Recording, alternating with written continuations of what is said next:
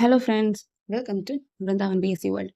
അപ്പോൾ നമ്മൾ അസിസ്റ്റൻറ്റ് സെയിൽസ്മാന് വേണ്ടിയിട്ട് ഒരു 150 ഡേയ്സിൻ്റെ ടൈം ടേബിൾ, ഒരു പെർഫെക്റ്റ് ടൈം ടേബിൾ നമ്മൾ മുൻപത്തെ വീഡിയോയിൽ ഡിസ്കസ് ചെയ്തു. ഇനി അങ്ങോട്ട് എന്താണ് ആ ഒരു ടൈം ടേബിൾ വെച്ച് നിങ്ങൾക്ക് ഈസി ആയിട്ട് തന്നെ പഠിക്കാൻ പറ്റും കേട്ടോ. അപ്പോൾ നിങ്ങൾക്ക് നിങ്ങളുടേതായ ഓൾട്രേഷൻസ് വരുത്തി വേണമെങ്കിൽ അങ്ങനെയും ചെയ്യാം. അപ്പോൾ അസിസ്റ്റൻറ്റ് സെയിൽസ്മാൻ എക്സാമുമായിട്ട് ബന്ധപ്പെട്ടുള്ള വീഡിയോസൊക്കെ നമ്മൾ സെപ്പറേറ്റ് ആയിട്ട് ഒരു പ്ലേലിസ്റ്റ് ആയിട്ട് തന്നെ ചെയ്തിട്ടുണ്ട്. താല്പര്യമുള്ളവർ ചെക്കൗട്ട് ചെയ്ത് നോക്കാം. നമ്മൾ ആദ്യത്തെ 2 വീക്സിൻ്റെ സ്റ്റഡി പ്ലാനെ ബേസ് ചെയ്തിട്ട് 3 ടെസ്റ്റുകളാണ് നടത്തിയിട്ടുണ്ടായിരുന്നത്. ഇന്ന് നമ്മൾ നോക്കാൻ പോകുന്നത് 4ാമത്തെ ടെസ്റ്റാണ്. ഇത് കഴിഞ്ഞ ആഴ്ച നമ്മൾ സുപ്രധാന നിയമങ്ങൾ എന്ന് പറയുന്ന പോർഷനിൽ നിന്ന് നോക്കാൻ പറഞ്ഞ പോക്സോ ആക്ടുമായിട്ട് ബന്ധപ്പെട്ട ക്വസ്റ്റ്യൻസ് ആൻഡ് റിലേറ്റഡ് ഫാക്ട്സ് ആണ് നോക്കാൻ പോകുന്നത്. അപ്പോൾ ഇതിൽ കറണ്ട് അഫയർ റിലേറ്റഡ് ആയിട്ടുള്ള കാര്യങ്ങൾ കുറച്ചൊക്കെ വരുന്നുണ്ട് കേട്ടോ. അപ്പോൾ നമ്മൾ സുപ്രധാന നിയമങ്ങൾ എന്ന് പറയുന്ന ആ ഒരു ഏരിയയിൽ നിന്ന് കൺസ്യൂമർ പ്രൊട്ടക്ഷനുമായിട്ട് ബന്ധപ്പെട്ട ക്വസ്റ്റ്യൻസ് ഒക്കെ നമ്മൾ മുൻപത്തെ ടെസ്റ്റിൽ ഡിസ്കസ് ചെയ്തിട്ടുണ്ട്. താല്പര്യമുള്ളവർ അതും ചെക്ക് ചെയ്യാം. ഞാൻ പറഞ്ഞല്ലോ പ്ലേലിസ്റ്റ് ആയിട്ട് ചെയ്തിട്ടുണ്ട്, അതിലെല്ലാം ഇൻക്ലൂഡ് ചെയ്തിട്ടുണ്ട്. നമ്മൾക്ക് ഈ ഒരു സിലബസ് മെയിൻസിന്റെ സിലബസ് ആയതുകൊണ്ട് നമ്മൾ അസിസ്റ്റന്റ് സെയിൽസ്മാന് വേണ്ടിയിട്ട് മാത്രമല്ല 10th മെയിൻസ് പ്രിപ്പയർ ചെയ്യുന്നവർക്കും ഒക്കെ എന്താണ് ഇത് ഹെൽപ്ഫുൾ ആകും. ഓക്കെ, ഇനിയിപ്പോൾ ഡിഗ്രി ലെവൽ ആണെങ്കിൽ കൂടി അവർക്കും ഇത് ഉപകാരപ്പെടുന്നത് തന്നെയാണ്. കാരണം അതിലുമുണ്ട് ഇമ്പോർട്ടൻ്റ് ആക്സസ് സിവിക്സ് എന്നൊക്കെ പറയുന്ന പോർഷൻസ്. ഓക്കെ, ഈ സുപ്രധാന നിയമങ്ങൾ എന്ന് പറയുന്ന ഏരിയ വളരെ വളരെ ഇമ്പോർട്ടൻ്റ് ആണ്. അതിൽ നിന്ന് പല ടൈപ്പ് ഓഫ് ക്വസ്റ്റ്യൻസ് നമ്മൾ കാണേണ്ടതുണ്ട്, ഓരോ സെക്ഷൻസ് വെച്ചിട്ടാണെങ്കിലും ഒക്കെ തന്നെ. ഇപ്പോൾ ഭരണഘടന നമ്മൾ എത്ര സ്ട്രോങ് ആയി പഠിച്ചിട്ടുണ്ടെന്ന് പറഞ്ഞാലും 10th പ്രിലിംസിന്റെ ലാസ്റ്റ് സ്റ്റേജിൽ വന്നപ്പോൾ മിക്കവർക്കും ഭയങ്കര ടഫായിട്ട് ഫീൽ ചെയ്തു അല്ലേ. അപ്പോൾ നമ്മൾ പല ടൈപ്പ് ഓഫ് ക്വസ്റ്റ്യൻസ് ഈ പറയുന്ന ആക്ടിനെ ബേസ് ചെയ്തിട്ടാണെങ്കിലും കേരള ഗവേണൻസ് ബേസ് ചെയ്തിട്ടാണെങ്കിലും ഒക്കെ കണ്ടു ശീലിക്കുന്നത് നല്ലതാണ്. Statement type of questions deal ചെയ്യാൻ നമുക്ക് ഈ പറയുന്ന ടെസ്റ്റുകൾ നമ്മളെ സഹായിക്കും. അപ്പോൾ നിങ്ങൾ പോക്സോ ആക്ടിനെ കുറിച്ച് പഠിച്ചിട്ടുണ്ടെങ്കിൽ നിങ്ങൾക്ക് ആൻസർ ചെയ്യാൻ പറ്റുന്നുണ്ടോ നോക്കാം. അപ്പോൾ നമ്മൾ ഇന്ന് കാണുന്ന ചോദ്യങ്ങളിലൂടെ പോക്സോ ആക്ടുമായിട്ട് ബന്ധപ്പെട്ട് ഉള്ള ഇമ്പോർട്ടൻ്റ് ആയിട്ടുള്ള ഫാക്ട്സ് എന്തൊക്കെയാണ് പഠിക്കേണ്ടത് എന്നുള്ളതിനെ കുറിച്ച് നിങ്ങൾക്കൊരു ഐഡിയ കിട്ടും കേട്ടോ. അപ്പോൾ നമുക്ക് ആദ്യത്തെ ചോദ്യത്തിലോട്ട് കിടക്കാം. എന്നാണ് പോക്സോ നിയമം നിലവിൽ വന്നത്? പോക്സോന്റെ ഫുൾ ഫോം എന്താ? Protection of children from sexual offence എന്നുള്ളതാണ്. 2012 വരുന്നത് ഈ ഒരു ആക്ട്. ജൂൺ 19 ഈ ഒരു നിയമത്തിന് രാഷ്ട്രപതിയുടെ അംഗീകാരം ലഭിക്കുന്നത്. ലൈംഗിക ചൂഷണത്തിന് ഇരയാകുന്ന കുട്ടികൾക്ക് നിയമ സംരക്ഷണവും അതുപോലെ തന്നെ നീതിയും ഉറപ്പാക്കുന്നതിന് വേണ്ടിയിട്ടാണ് ഈ ഒരു ആക്ട് ഇന്ത്യൻ പാർലമെന്റ് കൊണ്ടുവന്നത്. ഓക്കെ, അപ്പോൾ നിലവിൽ വന്നത് എന്താണ്? എല്ലാവർക്കും അറിയാവുന്ന കാര്യമാണ്. നവംബർ 14 ശിശുദിനം എന്ന് കുട്ടികളുമായിട്ട് റിലേറ്റ് ചെയ്തിട്ടുള്ള ദിവസം തന്നെയല്ലേ. അപ്പോൾ അതേ ദിവസം തന്നെ 2012 നവംബർ 14 തന്നെയാണ് പോക്സോ നിയമം പ്രാബല്യത്തിൽ വരുന്നത്. ഓക്കെ, ഇനി നമുക്കറിയാവുന്ന ഒരു കാര്യമുണ്ട്. 18 വയസ്സിന് താഴെയുള്ള കുട്ടികൾ എന്നുള്ള ആ ഒരു ഇതിൽ ഈ ഒരു ആക്ടിൽ മുഴുനീള പറയുന്നത്. ഓക്കെ, അതായത് ആൺ പെൺ വ്യത്യാസമില്ലാതെയാണ് കുട്ടി എന്നുള്ള ഇത് ഈ ഒരു ആക്ടിൽ പറഞ്ഞിട്ടുള്ളത്. അതിൽ 18 വയസ്സിൽ താഴെ പ്രായമുള്ള കുട്ടികൾക്കാണ് ഈ നിയമപ്രകാരം സംരക്ഷണം ലഭിക്കുക എന്നുള്ളതിനെ കുറിച്ച് കൃത്യമായിട്ട് അറിഞ്ഞിരിക്കുക. ഓക്കെ, അടുത്ത ചോദ്യം നോക്കാം. താഴെ പറയുന്നവരിൽ പോക്സോ കേസുമായി ബന്ധപ്പെട്ട് പരാതി റിപ്പോർട്ട് ചെയ്യാൻ കഴിയുന്നത് ആർക്കാണ്? ഓക്കെ, ഈ പോക്സോ കേസുമായിട്ട് ബന്ധപ്പെട്ട് ആർക്കാണ് പരാതി റിപ്പോർട്ട് ചെയ്യാൻ സാധിക്കുക, അതുപോലെ തന്നെ ആർക്കൊക്കെയാണ് നമുക്ക് പരാതി നൽകാൻ സാധിക്കുക എന്നുള്ളതിനെ കുറിച്ചും കൃത്യമായിട്ട് മനസ്സിലാക്കണം. ഇത് പലതിലും ചോദിച്ച് ഞാൻ കണ്ടിട്ടുണ്ട്. ഓക്കെ, അപ്പോൾ ആർക്കാണ് പരാതി റിപ്പോർട്ട് ചെയ്യാൻ സാധിക്കുക? ഇതിൽ തന്നിട്ടുള്ള ചൈൽഡ് ലൈൻ പ്രവർത്തകർക്കാണെങ്കിലും അതുപോലെ സർക്കാർ ഉദ്യോഗസ്ഥരാണെങ്കിലും അധ്യാപകർക്കാണെങ്കിലും ഇവരെല്ലാവർക്കും തന്നെ എന്ത് ചെയ്യാൻ സാധിക്കും? പോക്സോ കേസുമായിട്ട് ബന്ധപ്പെട്ട പരാതികൾ റിപ്പോർട്ട് ചെയ്യാൻ സാധിക്കും. ഓക്കെ, അപ്പോൾ ഈ പറഞ്ഞവരെ കൂടാതെ മാതാപിതാക്കൾക്കാണെങ്കിലും അത് പൊതുപ്രവർത്തകര്, സ്കൂൾ അതോറിറ്റി, വേണമെങ്കിൽ ഏതൊരു കുട്ടിക്കും പൊതുജനത്തിനും വരെ പരാതി വേണമെങ്കിൽ റിപ്പോർട്ട് ചെയ്യാൻ സാധിക്കും. ഓക്കെ, അടുത്ത ചോദ്യം പോക്സോ കേസുമായി ബന്ധപ്പെട്ട പരാതി നൽകേണ്ടത് ആർക്കാണ്? അപ്പോൾ പരാതി കൊടുക്കേണ്ടത് ആർക്കാണ് എന്നുള്ളതാണ് ചോദിച്ചിട്ടുള്ളത് അല്ലെ. ഇതിൽ ഓപ്ഷൻസിൽ തന്നിട്ടുള്ള എല്ലാവർക്കും തന്നെ എന്ത് ചെയ്യാൻ സാധിക്കും? അവർക്കൊക്കെ പരാതി നമുക്ക് കൊടുക്കാൻ സാധിക്കും. അതായത് ലോക്കൽ പോലീസിനെ കൊടുക്കാം, ACPCR അഥവാ state commission for protection of child rights അവർക്ക്, അതായത് സംസ്ഥാന ബാലാവകാശ കമ്മീഷൻ, അതുപോലെ തന്നെ NCPCR national commission for protection of child rights അതായത് ദേശീയ ബാലാവകാശ കമ്മീഷൻ, ഇവരുടെ ഒപ്പം തന്നെ നമ്മൾ നേരത്തെ കണ്ട ചൈൽഡ് ലൈൻ പ്രവർത്തകർ അവർക്കും എന്ത് ചെയ്യാൻ സാധിക്കും? ഓക്കെ, ആരാണോ അപ്പോൾ ഏതെങ്കിലും ഒരു വ്യക്തി അല്ലെങ്കിൽ ഒരു കുട്ടി, നമ്മൾ നേരത്തെ കണ്ടില്ലേ ആർക്കൊക്കെയാണ് പരാതി അല്ലെങ്കിൽ ആർക്കൊക്കെയാണ് റിപ്പോർട്ട് ചെയ്യാൻ സാധിക്കുക കേസെന്ന്, അതിലും നമ്മൾ ചൈൽഡ് ലൈൻ പ്രവർത്തകരെ കണ്ടു. ആ ചൈൽഡ് ലൈൻ പ്രവർത്തകർക്ക് പരാതികൾ സ്വീകരിക്കാനും സാധിക്കും. ഓക്കെ, അതുപോലെ തന്നെ സ്പെഷ്യൽ ജുവനൈൽ പോലീസ് യൂണിറ്റ് ഇവർക്ക് പരാതി സ്വീകരിക്കാം. അതുപോലെ തന്നെ ചൈൽഡ് വെൽഫെയർ കമ്മിറ്റി ഇവർക്കും പരാതി സ്വീകരിക്കാൻ സാധിക്കും. ഓക്കെ, അടുത്തത് ഒരു സ്റ്റേറ്റ്മെന്റ് ടൈപ്പ് ക്വസ്റ്റ്യൻ ആണ്. അപ്പോൾ ഈ ഒരു ക്വസ്റ്റ്യൻ നമ്മൾ നോക്കുകയാണെങ്കിൽ നമുക്ക് പല കാര്യങ്ങൾ ഈ ഒരൊറ്റ സ്റ്റേറ്റ്മെന്റ് ടൈപ്പ് ഓഫ് ക്വസ്റ്റ്യനിൽ നിന്ന് പഠിക്കാൻ സാധിക്കും. താഴെ തന്നിരിക്കുന്നവയിൽ ശരിയായ പ്രസ്താവന ഏത് എന്നുള്ളതാണ് ചോദിച്ചിട്ടുള്ളത്.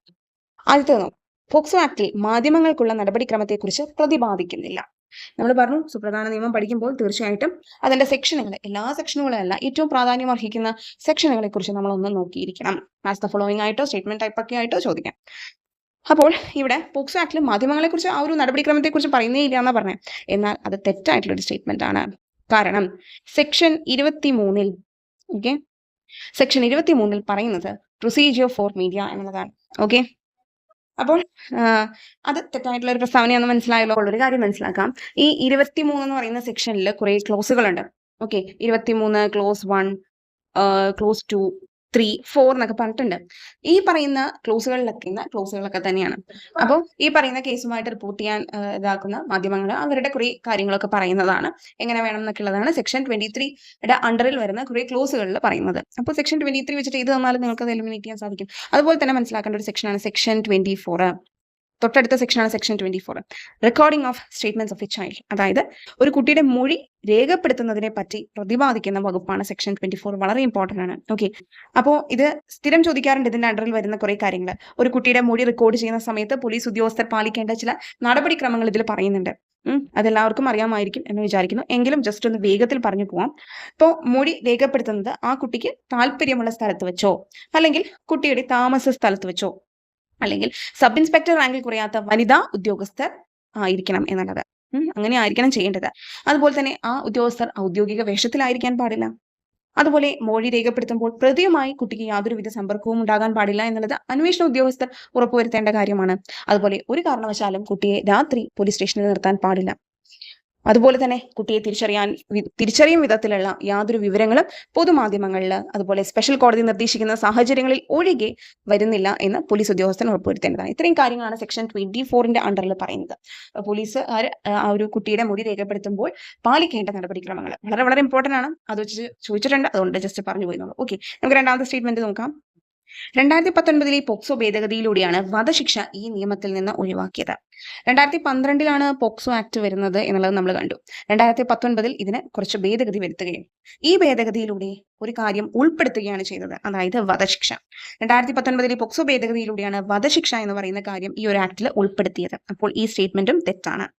അപ്പോൾ ഏതിനാണ് ഇത് വരുന്നത് എന്ന് ചോദിച്ചു കഴിഞ്ഞാൽ, use of child for pornographic purposes resulting in aggravated penetrative sexual assault. ഈ ഒരു ഒഫൻസിനാണ് ആക്ച്വലി ഈ പറയുന്ന എന്താണ് ഡെത്ത് എന്നുള്ള ഒരു കാര്യം വരുന്നത്. മിനിമം 20 ഇയേഴ്സും maximum life imprisonment or death എന്നുള്ളതാണ് ഈ പറയുന്ന എന്താണ് ഗൗരവതരമായ പ്രവേശിത ലൈംഗികാതിക്രമം ചെയ്യുന്നതിനുള്ള ഒരു ശിക്ഷ എന്നുള്ളതിൽ പറയുന്ന ആ ഒരു കാര്യം. ഓക്കെ, അടുത്തത്, കുട്ടിയുടെ മൊഴി 30 ദിവസത്തിനുള്ളിൽ രേഖപ്പെടുത്തുകയും കോടതി കുറ്റവിചാരണ 1 വർഷത്തിനുള്ളിൽ പൂർത്തിയാക്കുകയും വേണം. ഇത് എല്ലാവർക്കും അറിയാവുന്ന കാര്യമായിരിക്കും അല്ലേ? അതായത് ഇങ്ങനെയുള്ള സ്റ്റേറ്റ്മെന്റ് നിങ്ങൾ കണ്ടു കാണും, LDC പരീക്ഷയ്ക്ക് ചോദിച്ചിട്ടുണ്ടെന്നാണ് എൻ്റെ ഒരു ഓർമ്മ. ഓക്കെ, അപ്പോൾ അതായത് ഒരു കുട്ടിയുടെ മൊഴി എടുക്കുകയാണെങ്കിൽ അതിനൊരു സ്പെസിഫിക് ടൈം പറയുന്നുണ്ട്. അതിപ്പോൾ നമ്മൾ ഏതൊരു കമ്മീഷൻ അല്ലെങ്കിൽ ഏതൊരു ആക്ട് പറയുകയാണെങ്കിലും അതിൽ ചില കാര്യങ്ങൾക്ക് ദിവസങ്ങൾ പറയുന്നുണ്ട്. ഇപ്പോൾ മനുഷ്യാവകാശ കമ്മീഷന് ഏത് വർഷം വരെയാണ്, അല്ലെങ്കിൽ അവർക്ക് കേസ് എടുക്കാൻ സാധിക്കുന്നത് 1 വർഷത്തിന് മുമ്പുള്ള ഇതിൽ ചെയ്യാൻ പറ്റുമോ, അങ്ങനെയുള്ള സ്റ്റേറ്റ്മെന്റ്സ് വരാറുണ്ട്. അപ്പോൾ ഈ ഒരു കാര്യം ശ്രദ്ധിക്കണം. കുട്ടിയുടെ മൊഴി 30 ദിവസത്തിനുള്ളിൽ തന്നെ രേഖപ്പെടുത്തണം. അതുപോലെ തന്നെ കോടതി കുറ്റവിചാരണ 1 വർഷത്തിനുള്ളിൽ പൂർത്തിയാക്കണം. ഇത് ശരിയായിട്ടുള്ള ഒരു പ്രസ്താവനയാണ്. അപ്പോൾ ഇതാണ് നമ്മുടെ കറക്റ്റ് ആൻസർ എന്ന് പറയുന്നത്. മാത്രമല്ല കോടതി വിചാരണ നടത്തേണ്ടത്, അതായത് ആ ഒരു ഇതെന്ന് പറയുന്നത് രഹസ്യ സ്വഭാവമുള്ള, അതായത് ഇൻ ക്യാമറ. നിങ്ങൾ ഈ വാക്ക് കണ്ടിട്ടുണ്ടാവും, ഇംഗ്ലീഷിൽ ചിലപ്പോൾ ചോദിക്കും ഇൻ ക്യാമറ എന്നുള്ളതിന്റെ അർത്ഥം എന്താണ്? രഹസ്യ സ്വഭാവം എന്നുള്ളതാണ് അർത്ഥം. ഓക്കെ, അപ്പോൾ രഹസ്യ സ്വഭാവമുള്ള നടപടിക്രമങ്ങളിലൂടെ ആയിരിക്കും കോടതി വിചാരണ നടത്തുക. ആ ഒരു കാര്യം എല്ലാവർക്കും അറിയാമായിരിക്കുമല്ലോ. അപ്പോൾ നമ്മുടെ ആൻസർ കിട്ടി. പക്ഷേ നമുക്ക് ലാസ്റ്റ് സ്റ്റേറ്റ്മെന്റും കൂടെ നോക്കാം. സെക്ഷൻ 8 പ്രകാരം ലൈംഗിക അതിക്രമത്തിനുള്ള ശിക്ഷ 3 മുതൽ 5 വർഷം വരെ തടവ് ശിക്ഷയോ അല്ലെങ്കിൽ പിഴയോ അല്ലെങ്കിൽ രണ്ടും കൂടിയോ ആണ്. അപ്പോൾ സെക്ഷൻ 8 ആക്ച്വലി പറയുന്നത് സെക്ഷൽ അസോൾട്ടിന് വേണ്ടിയിട്ടുള്ള, അല്ലെങ്കിൽ ആ ഒരു കാര്യം ചെയ്തു കഴിഞ്ഞാലുള്ള പണിഷ്മെന്റിനെ കുറിച്ചാണ് പറയുന്നത്. അപ്പോൾ സ്വാഭാവികമായിട്ടും സെക്ഷൻ 7 എന്തായിരിക്കും പറയുക? സെക്ഷൽ അസോൾട്ട് അഥവാ ലൈംഗിക ആക്രമണവുമായിട്ട് ബന്ധപ്പെട്ട സെക്ഷനാണ് സെക്ഷൻ 7. സെക്ഷൻ 8 അതിന്റെ നടപടി, അല്ലെങ്കിൽ എന്താണ് അതിന്റെ ശിക്ഷാ നടപടിയെ കുറിച്ച് പറയുന്നത്. ഈ സെക്ഷനിൽ പറയുന്നത് 3 മുതൽ 5 വർഷം വരെ എന്നുള്ളത് കറക്റ്റാണ്. 3 മുതൽ 5 വർഷം വരെ തടവ് ശിക്ഷ എന്നുള്ളത് ഓക്കെയാണ്. പക്ഷേ അല്ലെങ്കിൽ എന്നുള്ളതല്ല, അതായത് ഓർ എന്ന് പറയുന്ന ഒരു ഫാക്ടർ അല്ല ഇവിടെ വരുന്നത്. 3 മുതൽ 5 വർഷം വരെ തടവ് ശിക്ഷ ഒപ്പം പിഴയും രണ്ടും കൂടി മിക്സ് ചെയ്തിട്ടാണ്. അല്ലെങ്കിൽ എന്നുള്ളത് വെച്ചിട്ട് ഈ ഒരു സ്റ്റേറ്റ്മെന്റ് തെറ്റാണ്. അതായത് സെക്ഷൻ 8 പ്രകാരം ലൈംഗിക ആക്രമണവുമായിട്ട് ബന്ധപ്പെട്ടുള്ള ശിക്ഷാ നടപടി എന്ന് പറയുന്നത് 3 മുതൽ 5 വർഷം വരെ തടവ് ശിക്ഷയും പിഴയും രണ്ടും കൂടി ചേർന്ന ശിക്ഷയാണ് കൊടുക്കുന്നത്. ഓക്കെ, അപ്പോൾ ഇതാണ് അതിലത്തെ ഇമ്പോർട്ടൻ്റ് ആയിട്ടുള്ള സെക്ഷനുകൾ നമ്മൾ കണ്ടു. 23 മീഡിയാസുമായിട്ട് ബന്ധപ്പെട്ടത് അല്ലെ, 24 എന്താണ് നമ്മൾ പറഞ്ഞത്, കുട്ടിയുടെ മൊഴി രേഖപ്പെടുത്തുന്നതുമായിട്ട് ബന്ധപ്പെട്ട പോലീസുകാർ പാലിക്കേണ്ട നടപടിക്രമങ്ങളെ കുറിച്ചിട്ട്, അല്ലെങ്കിൽ പോലീസ് ഉദ്യോഗസ്ഥർ പാലിക്കേണ്ട നടപടിക്രമങ്ങളെ കുറിച്ചിട്ട്, അതുപോലെ തന്നെ സെക്ഷൻ 7 എന്താണ് സെക്ഷൽ അസോൾട്ടിന് ആ ഒരു ആക്രമണവുമായിട്ട് ബന്ധപ്പെട്ട സെക്ഷനാണ്. അതിന്റെ പണിഷ്മെന്റിനെ കുറിച്ചാണ് സെക്ഷൻ 8 പറയുന്നത്. ഓക്കെ, അടുത്ത ചോദ്യം, കുട്ടികളെ ലൈംഗിക അതിക്രമത്തിൽ നിന്ന് രക്ഷിക്കുന്നതിനുള്ള പ്രത്യേക നിയമപ്രകാരം സ്പെഷ്യൽ കോർട്ടായി നിയോഗിക്കപ്പെട്ടിട്ടുള്ള കോടതി ഏതാണ്? അപ്പോൾ കുട്ടികൾക്കെതിരെയുള്ള കുറ്റകൃത്യങ്ങൾക്കുള്ള വിചാരണ വേഗത്തിൽ തീർപ്പാക്കുന്നതിന് വേണ്ടിയിട്ട് വളരെയധികം ചൈൽഡ് ഫ്രണ്ട്ലി അറ്റ്മോസ്ഫിയറിൽ വിചാരണ നടത്താൻ വേണ്ടിയിട്ടാണ് ചില പ്രത്യേക സെഷൻസ് കോടതികൾ സ്ഥാപിക്കാൻ വേണ്ടി പറഞ്ഞിട്ടുള്ളത്. കുട്ടികൾക്കായുള്ള മറ്റേതെങ്കിലും കോടതികൾ പ്രത്യേക കോടതിയായി പരിഗണിക്കാനും നിയമം അനുശാസിക്കുന്നുണ്ട്. ഓക്കെ, അപ്പൊ പ്രത്യേക സെഷൻസ് കോടതികൾ സ്ഥാപിക്കാം, അല്ലെങ്കിൽ കുട്ടികൾക്കായുള്ള മറ്റേതെങ്കിലും കോടതികൾ പ്രത്യേക കോടതിയായി പരിഗണിക്കുകയും കൂടെ ചെയ്യാം എന്നുള്ളത് ഈ നിയമത്തിൽ പറയുന്നുണ്ട്. ഓക്കെ, അപ്പോൾ അതൊന്ന് ശ്രദ്ധിക്കണം. ഓക്കെ, അപ്പോൾ അടുത്തത് വളരെയധികം ഫാക്ച്വൽ ആയിട്ടുള്ള ഒരു ക്വസ്റ്റൻ ആണ്. കേരളത്തിലെ ആദ്യ ശിശു സൗഹൃദ പഞ്ചായത്ത് ഏത് ജില്ലയിലാണ്? അപ്പോൾ പഞ്ചായത്ത് ഏതാണെന്നല്ല നമ്മളോട് ചോദിച്ചിട്ടുള്ളത്, പഞ്ചായത്ത് ഉൾപ്പെടുന്ന ജില്ല ഏതാണ് എന്നതാണ് ചോദിച്ചിട്ടുള്ളത് അല്ലെ. ആ പറയുന്ന, അതായത് കേരളത്തിലെ ആദ്യ ശിശു സൗഹൃദ പഞ്ചായത്ത് ഏത് ജില്ലയിലാണ്? അത് തിരുവനന്തപുരം ജില്ലയിലാണ്. തിരുവനന്തപുരം ജില്ലയിലെ വെങ്ങാനൂർ എന്നുള്ള പഞ്ചായത്താണ് കേരളത്തിലെ ആദ്യ ശിശു സൗഹൃദ പഞ്ചായത്ത്. അങ്ങനെയാണെങ്കിൽ കേരളത്തിലെ ആദ്യ ശിശു സൗഹൃദ ജില്ല ഏതാണ്? കേരളത്തിലെ ആദ്യ ശിശു സൗഹൃദ ജില്ല എന്ന് പറയുന്നത് ഏതാണെന്നറിയോ? എറണാകുളമാണ്. അപ്പോൾ കേരളത്തിലെ ആദ്യ ശിശു സൗഹൃദ ജില്ല എറണാകുളമാണ്. ശിശു സൗഹൃദ പഞ്ചായത്ത് വെങ്ങാനൂരാണ്. അത് ട്രിവാൻഡ്രം ജില്ലയിലാണ്. ഓക്കെ, അടുത്തത് ആക്ച്വലി പോക്സോ ആക്ടുമായിട്ട് ബന്ധപ്പെട്ടതല്ല, ബട്ട് നമുക്ക് കുട്ടികളുടെ അല്ലെങ്കിൽ എന്താ പറയുക, കുട്ടികൾക്ക് നേരെയുള്ള അതിക്രമങ്ങൾ, കുട്ടികളെ സംബന്ധിച്ചിട്ടുള്ള കാര്യങ്ങൾ പറയുന്നതുകൊണ്ട് ഞാൻ IT ആക്ടിൽ നിന്നുള്ള ഒരു പ്രശ്നം കൂടെ ഇൻക്ലൂഡ് ചെയ്തതാണ് കേട്ടോ. സോ ദാറ്റ് ആ ഒരു ആക്ടിലെ ആ കാര്യം കൂടെ അപ്പൊ തന്നെ പഠിച്ചു തീർക്കാലോ. അപ്പൊ ചോദ്യം നോക്കാം, കുട്ടികളുടെ അശ്ലീല ചിത്രങ്ങൾ, വീഡിയോകൾ എന്നിവയുടെ പ്രദർശനവുമായി ബന്ധപ്പെട്ട IT ആക്ട് ഏതാണ്? ഓക്കെ, കുട്ടികളുടെ അശ്ലീല ചിത്രങ്ങൾ, വീഡിയോകൾ എന്നിവയുടെ പ്രദർശനവുമായി ബന്ധപ്പെട്ട IT ആക്ട് എന്ന് പറയുന്നത് പ്രദർശനവുമായിട്ടാണ് കേട്ടോ. അതായത് ചൈൽഡ് പോണോഗ്രഫി, ഇംഗ്ലീഷില് ചൈൽഡ് പോണോഗ്രഫി. ചിലപ്പോൾ നമുക്ക് ഇങ്ങനെയായിരിക്കും ചോദിക്കുക കേട്ടോ, അപ്പോൾ അത് തെറ്റിപ്പോകരുത്. ഏതാണെന്നറിയാം? സെക്ഷൻ 67B ആണ്.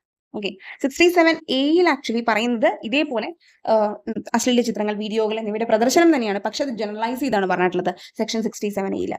67B സ്പെസിഫിക് ആയിട്ട് കുട്ടികളെ സംബന്ധിച്ചിട്ടുള്ള കാര്യങ്ങളാണ് പറയുന്നത്. ഓക്കെ, കുട്ടികളുടെ അശ്ലീല ചിത്രങ്ങൾ, വീഡിയോകൾ എന്നിവയുടെ പ്രദർശനവുമായി ബന്ധപ്പെട്ട IT ആക്ട് എന്ന് പറയുന്നത് സെക്ഷൻ 67B ആണ്.